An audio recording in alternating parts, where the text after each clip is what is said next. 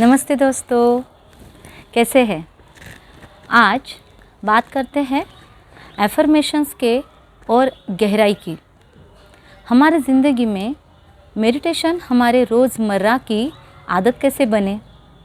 क्या करें जो एक मुश्किल सी लगने वाली ये आदत आसान हो जाए? हमारा हर काम मेडिटेटिव कैसे हम कर सकते हैं? है संभव? जी हाँ। मेडिटेशन का मतलब ही है मेडियरी और मेडिटरी, मतलब हमें अपने भीतर के ज़ख्मों को हील करना है। और दूसरा अर्थ इसका ये बताता है कि मेडिटेशन मतलब हमें किस तरीके से सोचना है, यह जो सिखाए वो मेडिटेशन। तो हमें अपनी सोच पर सोचना है, हमें अपनी सोच पर सोचना है और हमें अपने ज़ख्मों को हील करना है। तो सिंपल सी एक आइडिया या सिंपल सा एक लॉजिक है इसके पीछे कि जब हम अपने ज़ख्मों के बारे में या अपने हर्ट्स के बारे में पूरी तरह से अवेयर होकर उन्हें सबसे पहले एक्सेप्ट कर लेते हैं, फिर ये एक्सेप्ट करने का तरीका या तो बैठकर उन चीज़ों को लिख लेने से होता है।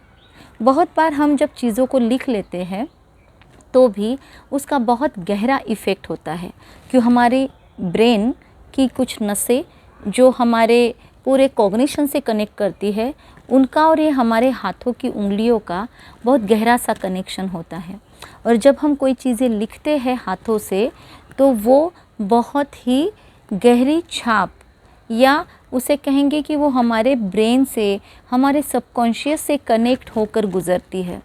तो जब हम कोई चीज़ें लिखते हैं कि हाँ ये चीज़ें लाइफ में हो गई है और मुझे उसका दर्द हुआ है, या मुझे वो चीज़ याद करने से भी तकलीफ़ होती है, या ये चीज़ें मुझे खुशी देने वाली नहीं हैं, तो ऐसी चीज़ें लिख लेने की वजह से वो चीज़ें मेरे लाइफ में हो चुकी है, इस बात को हम एक्सेप्ट कर लेते हैं। जब हम एक्सेप्ट कर लेते हैं कि हमको कोई बीमारी है तो उसके बाद उसी क्षण से हीलिंग स्टार्ट हो जाता है। लेकिन जब तक हम एक्सेप्ट नहीं करते कि बीमारी है, मुझे क्यों हुआ, मुझे कैसे हो सकता है, मुझे तो कुछ हुआ ही नहीं है, I am everything is okay, I am totally okay, जब हम ऐसे बोलते हैं या ऐसे सोचते हैं तो वो एक्सेप्टेंस का प्रोसेस नहीं होता। तो हीलिंग को लगता है ज़रूरत ही नहीं है, तो क्यों वो स्टार्ट हो।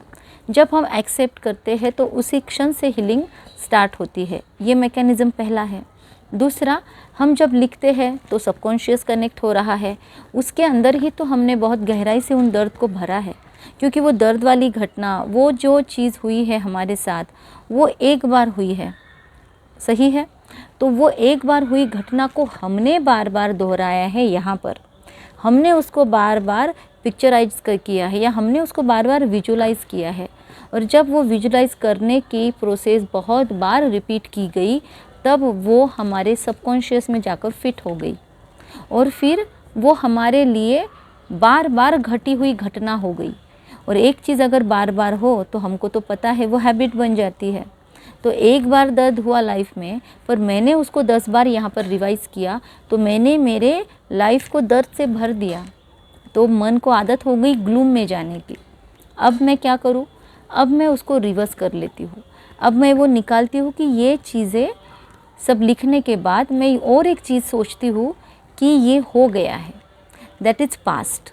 ये चीज़ों ने मुझे दर्द दिया, पर अब वो मेरा पास्ट था, अब मैं खुश हूँ। अब मैं इस घड़ी में मैं इन सब चीज़ों को मतलब मैं उनको इतना इम्पोर्टेंस नहीं देती हूँ।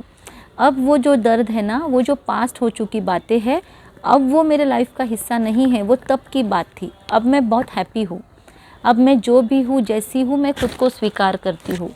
अब मेरे पास हैप्पी रहने के लिए बहुत सारे कारण हैं, बहुत सारी वजह है जो मैं खुद को खुशियों में रख सकूँ। मुझे हंसने के, मुझे मुस्कुराने के, मुझे हैप्पी ग्लोरियस रहने के बहुत खूबसूरत सोर्सेस है मेरे पास। तो मुझे हैप्पी रहने के लिए अब किसी की बंदिश नहीं है, और मेरे मन की जो बंदिश थी वो मैं आज ख़त्म कर रही हूँ। तो कुछ ऐसे थॉट्स को उनके साथ अगर हम जोड़ दें तो वो चीज़ क्लिनजिंग का प्रोसेस बन जाएगी। मतलब आपने सारे दर्द लिख डाले और अब उस पेपर को फोल्ड करके या वहीं पर नीचे जगह है तो हम लिखेंगे 4 चीज़ें। इसको मैं 4 फंडा प्रेयर करती हूँ। क्या कहेंगे? बहुत बहुत शुक्रिया। फील कीजिए, अभी आपने अगर एक पेपर और पेन ले लिया है और अपने सारे दर्द की चीज़ें उसे लिख लिया है एक पेपर पर, तो अब उसके बाद या तो उसके बैक साइड में या तो नीचे जगह हो तो वहाँ पर लिखना है बहुत बहुत शुक्रिया, धन्यवाद। क्यों धन्यवाद? इन चीज़ों ने दर्द दिया इसलिए नहीं, लेकिन इन्होंने मुझे मजबूत बनाया, इन चीज़ों ने मुझे अवेयर किया, इन्होंने मुझे ज़िंदगी के मायने सिखाए, इसीलिए आप सबका धन्यवाद। फिर वो कोई पर्सन हो सकता है, कोई सिचुएशन हो सकती है, तो उस व्यक्ति और परिस्थिति का दिल से शुक्रिया अदा करता हूँ क्योंकि आपने मुझे ज़िंदगी के मायने सिखाए, आपने मुझे मजबूत बनाया, तो आपने मेरे लिए इतना एफ़र्ट किया, आप मेरे लिए विलन बन गए ताकि मैं हीरो बन सकूं। अगर आप विलन का रोल नहीं प्ले करते तो शायद आज मेरे अंदर की अच्छाइयों को बाहर आने का मौका ही नहीं मिलता, मैं इतनी मजबूती से ज़िंदगी को फेस ही नहीं कर पाती, इजी लाइफ चलने की मुझे आदत हो जाती, तो शायद मैं इतनी मजबूती से आज खड़ी नहीं होती। तो वो अनुभव मेरे ज़िंदगी का मुझे टीचर बनकर देने के लिए, फ्री ऑफ चार्ज मुझे वो टीचिंग देने के लिए, free of charge without any गुरु दक्षिणा, आपने मुझे इतना सुंदर क्या कहेंगे एजुकेट कर दिया या लर्निंग दे दिया। आपका बहुत बहुत शुक्रिया। इस भावना से दिल से शुक्रिया करेंगे। शुरुआत में हो सकता है ना आए, टेक्निकली कीजिए, पर कीजिए धीरे धीरे। अंदर से जब से कटना शुरू हो जाएगा तो आपके अंदर से थैंक यू की फीलिंग आनी शुरू हो जाएगी, वो उमड़ने शुरू हो जाएंगे भाव। फिर अगली चीज़ लिखनी है I love you. I love you क्यों लिखना है? क्योंकि इसमें हमें नेक्स्ट चीज़ लिखना है आई लव यू। क्यों लिखना है आई लव यू? क्योंकि मैं आपसे बहुत प्यार करती हूँ, इसलिए नहीं कि आपने दर्द दिया, क्योंकि आज से मैं आपके और मेरे रिश्ते में एक प्यार का बीज बोना चाहती हूँ। कहीं ना कहीं हेट्रेट के या कोई जेलसी या कोई और नकारात्मक बीज बोने की वजह से ही ये बिगड़ा है रिश्ता, या फिर वो सिचुएशन मेरे लाइफ में आई है, तो आज से मैं वहाँ पर प्यार के बीज बोना चाहती हूँ, क्योंकि मुझे पता है जो बोऊंगी वो मुझे वापस मिलेगा।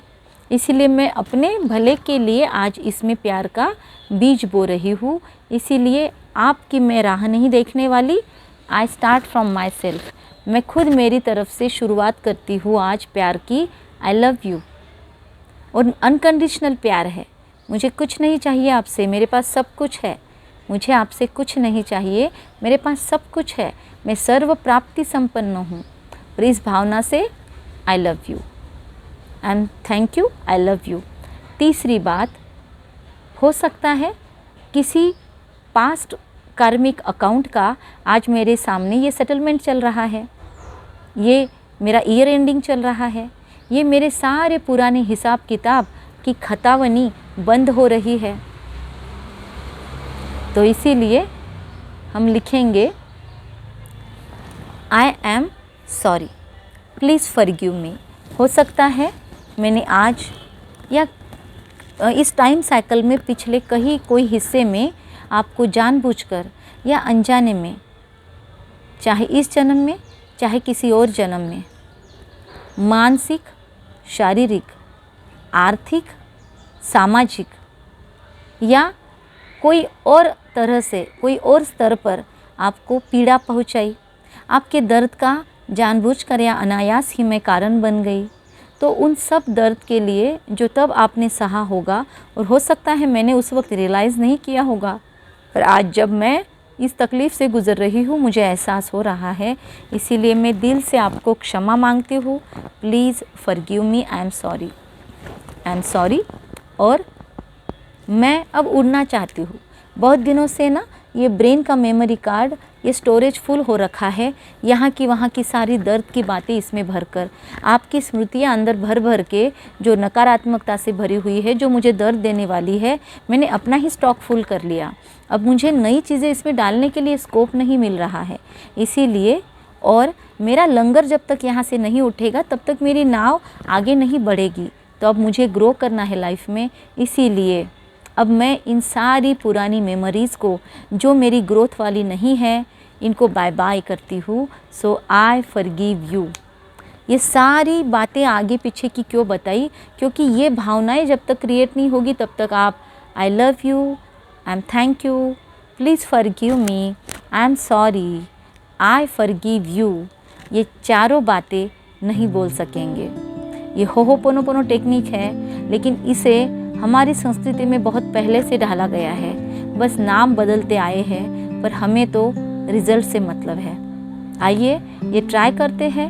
अगले कुछ दिन, कम से कम 11 दिन तो ट्राई करेंगे, फिर 11 दिन आप सक्सेसफुल रहे, आगे 10 डेज़ और बढ़ा दें।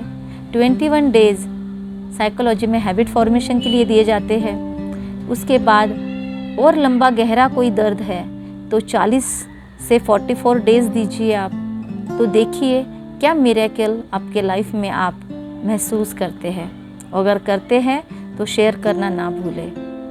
तो ये बात आज से अपने क्लिनजिंग के लिए, औरों के क्लिनजिंग के लिए अगर करते रहेंगे तो ये मेडिटेटिव लाइफ को ऑटोमेटिक बना देगा। जब जब यह सब लिखोगे तो आपका ऑटोमेटिक मेडिटेशन होता रहेगा।